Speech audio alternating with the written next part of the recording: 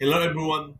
Welcome to another episode of the I Will Aim podcast. Our topic for today is mastering executive transition from high stake pressure to lasting impact. What if the most dangerous moment in your career isn't a failure, but a success? Because stepping into the next role is where even the best leaders struggle. Today, we're talking to the world number one executive transition coach on how not just to survive, but dominate those defining moments with my guest, Navid Nazemian. Navid, welcome. Thank you, Will. I am super stoked to have this conversation with you today. Likewise, how about we kick it off with a quick introduction? Sure. So I'm Navid Nazemian. I used to work in very large multinational companies, five in total, and I did that at the country, regional, and global level. And I got to travel the world as part of my roles, and I have been living and working in five countries. In the year 22, my book launched, and much to my surprise, I think it's also fair to say, to the surprise of my publisher, it became a sensational success. And that really forced my hand in a nice way, Will, which was, do I want to carry on doing what I was enjoying doing as a corporate executive and doing a little bit of coaching and a little bit of writing on the side? Or do I find that I want to go all in and take my side hobby to make it my full-time profession, and I did that 4 years ago, and the rest is history, as we say. Wow, that is impressive. You work in, as you mentioned, five countries. I used to be in a corporate as a corporate executive, and you have a side passion that end up to be your main passion. I think that's a wonderful message for the listener because sometimes people think that my current 9 to 5 is my primary forever, but in reality, taking from the story from your story, you could have that side passion become your main only if you choose to make it. Absolutely, but my humble advice is before you make that decision, speak to your lifetime partner. Exactly. That's a very good advice. You have a successful career as a corporate executive. What moment made you realize that the executive transition and not your capability is what make or break your career? Absolutely. I mean, look, Will, I have been very open about this. I have actually failed twice in my executive lifetime. And the first time it actually happened to me was when I moved from a great company called Adidas, or in the Hmm. US it's called Adidas. And I was a very happy employee there. I was super excited about the whole culture and everything. But I really wanted to get international experience under my belt, and Adidas at the time did not offer it in HR.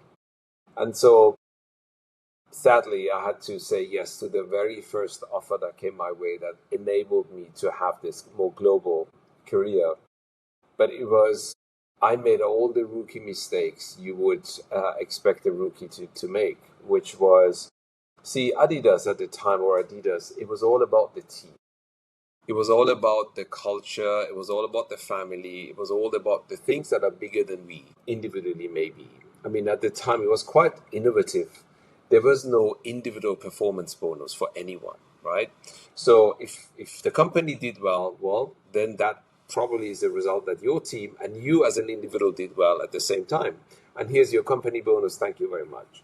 When I then moved to GE, what I didn't quite reconcile is that GE McKinsey invented the nine box grid, which means you have performance and potential on the two axes. And of course, will every single employee wants to punch the weight or use their elbows to get into box one or two. Yeah. Anything else is a loser, right? Second place is already first loser. And that really creates a whole different culture. And it really is over emphasizing the individual aspect in an organization. And of course, I continued to do what had made me successful previously. Arguably, that was the whole reason why GE headhunted me from Adidas and hired me to this global top talent program. But I had to admit to myself 8 months in, and I didn't quite understand the real root causes for my failure, but I just wasn't happy and I wasn't giving value and I was not getting value. And I decided that, okay, it's time for me to say goodbye to what arguably looked like a super exciting international HR prospect, but I just couldn't take it anymore. And that was the first time I failed. And it took me a long time to recover from that, because I'm sure you will appreciate every single interview I had on the back end of that failure. One of the key questions was like, what happened there, right? You were successful before, you joined. At the time in the year 2005, GE was literally the world's most admired company. So what went wrong? Why didn't you work out in that environment? And it was painful to say the least. Thank you, David, for sharing that story. It's really hard sometimes to do that, to admit that we failed. But for you, being a successful transition coach, to actually tell people that, make it more realistic and have them understand that failure is part of the process. You can't always just, it's not a straight line going up, but it's an up and down. But like you said, you need to learn how to manage that up and down. Absolutely. I mean, there is this saying in German, Schön Wetter Kapitän, which I guess in English would translate into the fair weather captain. You know, if you have always had an easy career and had easy things coming to you, good luck. And you know, I congratulate you for being that lucky individual. It just takes a lot more grit, resilience, and more than one setback to really make it successfully to the executive C-suite. And that's just part of the journey. And that being said, what I do, and I have by now, you're a credentialed coach yourself. I've trained up 72 certified transition coaches on my unique methodology by now. And so there is this small but mighty army of 73 certified transition coaches that can actually help those executive leaders and their organizations to avoid the biggest mistakes and do this with ease and grace. So to make it a little easier for them and to guide and support them on the journey of stepping up into the C-suite position. So I think there's a great segue to the next question I had. As a leader transition to a new role, in their first 100 days, what are the common critical mistakes they're making? Yes. So firstly, I would like to bust a myth, if I may. Okay. And that myth is often referred to as the first 90, the first 100, or sometimes referred to as the first 120 days.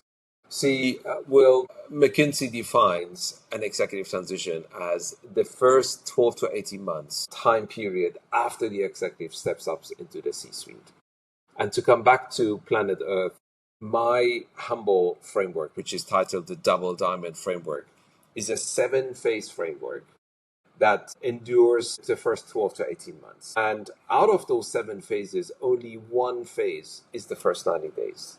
So, in other words, a first 90 days is a good starting point, but it's nowhere near sufficient to transition successfully into the C-suite or, you know, to thrive at that level. So that's the first thing I want to say. The second thing I want to say is something that is very rarely spoken about, which is the other great work of another gentleman. So First 90 Days is Michael Watkins. So, you know, outdated book. It was written in 2003. I love the simplicity of the first 90 days idea. You know, you sit on your hands, you wait patiently, then you start to run around like crazy on day one, and you stop running after 90 days and full stop, you're done. As I said, it's more like a 12 to 18 months marathon and not a 90-meter sprint. And so that really is one of the key myths that I want to bust. The second part that I want to highlight is what the first phase of the 7 phases of the Double Diamond Framework is not the first 90 days. I call this phase Discover. And this phase is your minus 90 to day zero. Again, Will, it's beyond me. Let's say if you were the incoming chief executive for the International Coaching Federation, as soon as your announcement has been made, you can start to reach out to the incumbent, which is Magda Nook, to say, hey, Magda, I'm the new kid on the block. I will be in 5 weeks from now. Let's say 1st July is your official start date. Can I spend some time with you to learn all about this role? Can you bring me up to speed on the leadership team that I will be inheriting 5 weeks from now? Can you actually give me some ideas around how to work with the board most effectively and who are critical stakeholders I need to, pay attention to? If that's okay, and you have had your first couple of sessions with Magda, you may ask her to say, hey, is that okay for you if I were to reach out to the leadership team members that I will be inheriting, let's say 4 weeks down the line? Of course, she would say yes, because it will be your leadership team anyhow. And so you start to not only introduce yourself to your leadership team members, but you also start to learn more about them, which is crucial information to have, because why would you have to wait until the first week to have those meetings and get things going? And you see, there are so many concrete things, Will, that will give you a strategic leverage, even though technically you're not in the role yet. And so again, that is the thought that has gone into coming up with the 7-phase double diamond framework. And don't tell that to anyone, but it took me 5 years worth of research just to, establish what I today call executive transition intelligence, or ETQ, next to IQ, EQ, CQ. There's all these 2-letter concepts. Mine has 3 because it really works at the executive level. But there is a lot more to it than, take the first 90 days and you will be good. As you were explaining it, I now realize why it became a bestseller, because of the amount of work that you put in. And just the example of what you gave us, you got announced to be the CEO of the company. You're 5 weeks away from sitting into your role, but you already are doing the legwork. You're already building that relationship, because they're going to be your stakeholders anyway. And I love the fact that that proactiveness is what's going to set the path for you to build that relationship way before things or the clock start ticking. Because when day one comes, theoretically the clock start ticking, and now That's you're right. ready to go. But your advice of doing some of this legwork early on and building that relationship is immensely powerful. Absolutely. And what I would also like to add is something that is working against the first 90-day idea, which is, look, I mean, I dislike politics and the world of politicians, but really, it was commonly established that every new president gets the first 100 days as the grace period. And in a way, in a similar way, it was actually accepted that the first, 100 days of a CEO, let's say, generally speaking, time for the individual to learn all about the company, what's the mission, what's the vision, what are the 2 or 3 big, hairy, audacious goals we want to put our entire energy and focus behind and all that. I'm afraid to say, but that first 100 days has disappeared. It's probably more like 30 days, maximum 45 days, if you're lucky. And it's like a planned succession, as is the case with Apple. These days, Tim Cook is stepping down after several years of being in the role, and there's an internal candidate stepping up, and it's all planned and so on. That's fantastic. Reality is oftentimes the CEO has been fired before you actually are finishing your recruiting process. And so that means that 120 day time window has actually shrank to something like 30 days, which actually means even if you were silly enough to follow the first 90 days and only do that, it's nowhere near sufficient, because by the time you get to your day 60, you've already made all the rookie mistakes that now are expected at your level in the first 20 days or 30 days to get right. And so these are the 2 competing forces working against your mission success. Well, if we have a listener out there listening to this episode and wondering, oh my God, I'm stepping into this new role. So, what's your advice to that person? Yes, Not 90 days, now 45 days. That person's like wide eye, like, oh my God, what am I supposed to do now? But don't worry, I have Navid here with me. yes. First thing is, look, I mean, my book launched 4.5 years ago, and there are 3 great books that have launched on the back end of my book. And funnily enough, Will, every single of the other 3 books looks at the topic only and only through the lens of a CEO. So, The New CEO is one of those books written by Dr. Ty Wiggins. The other book is called The Life Cycles of a CEO, which is written by another gentleman, Claudius Hildebrand. And they only work for CEOs. That's what I'm going to say. But the good thing is there's 4 books out there that will give you some ideas and some things to put into practice. So that's the starting point. Now, this podcast is another resource I can cite, and I am becoming very popular these days. Well, this is the 114th podcast recording with me as a guest in the last 4 years. I do not have an agency. I don't use bots. I just, it's all inbound and what have you. So that means there are at least 80 of those 100 plus are published by now. And I have a landing page on my book landing page where you can listen to every single one of those podcast episodes. And then, of course, if it's someone very senior or someone who can afford to do the work with me, or one of the 72 certified coaches that I've trained by now, they're very welcome to hit me up on LinkedIn, and I will gladly connect them with someone who can support them in a professional and qualified. I'm definitely gonna add your information from LinkedIn into the post when I release it. This way they could reach out to you, and also your website. I'm gonna add your website link into the post itself. Many high performers are listening out there, and they're now feeling they felt that they're ready for the next step. A lot of them are. They often think that I'm ready for the next step, but not recognizing that there's a lot of things that they need to deal with. What's your advice to them as far as like dealing with the boards and dealing with if you're a public company, the media, right? Like how do you handle those?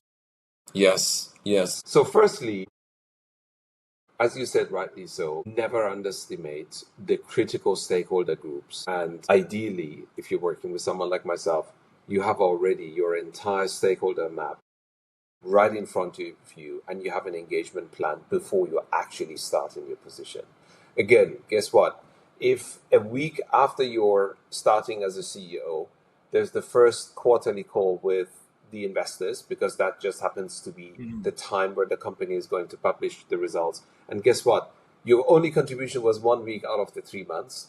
You will be in charge because you are in the room and all the cameras and the spotlights are on you, and your CFO is sitting right next to you. But again, you will be watched very closely as to what you say, how you say it, what is the degree of confidence. I worked in a company called Vodafone. They are a telecommunication company.